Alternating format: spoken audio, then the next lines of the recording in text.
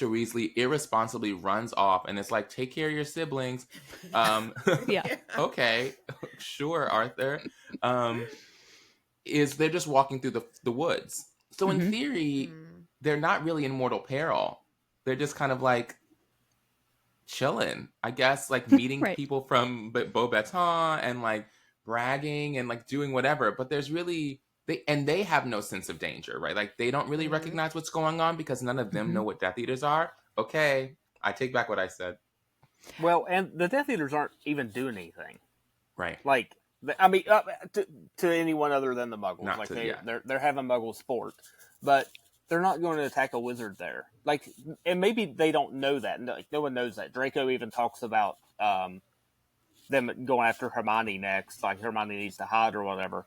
But I mean, it's a bunch of chump Death Eaters that aren't actually going to do anything. Yeah, well, like I said too, how does the clock work? Yeah. What is the clock reading? How does it determine mortal peril? Because doesn't she say, refresh my memory here, Molly talks about a time where all the hands were on mortal peril. Was that during the First War? Does that happen in a later book? Well, I thought it pointed to mortal peril after Voldemort's rise. Yeah. Like I thought she said like now it always just points to mortal peril now. Right. So after the end of this book, after the end of Goblet. Either after the end of this or after the end of Order. I think it's the end of Order because and then she's like always carrying the clock around with her. That's right. It's in her laundry basket and such. That's right. I think we hear about that at the beginning of Half-Blood. Because that's when she's debating not sending them back to Hogwarts. Yep. Right.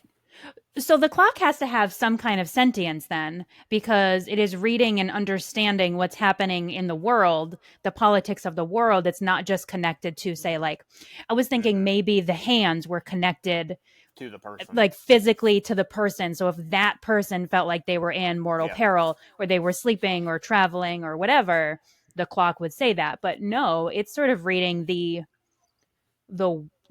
world. Oh my gosh, this is an incredible clock. I need one. It's really undervalued. It's just hanging out. And I was going to say that I kind of think that something along the same lines where the clock can kind of feel dark magic in the air.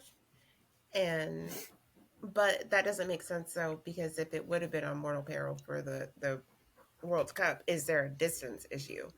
Or because the peril would have been just in that area, not all over the world.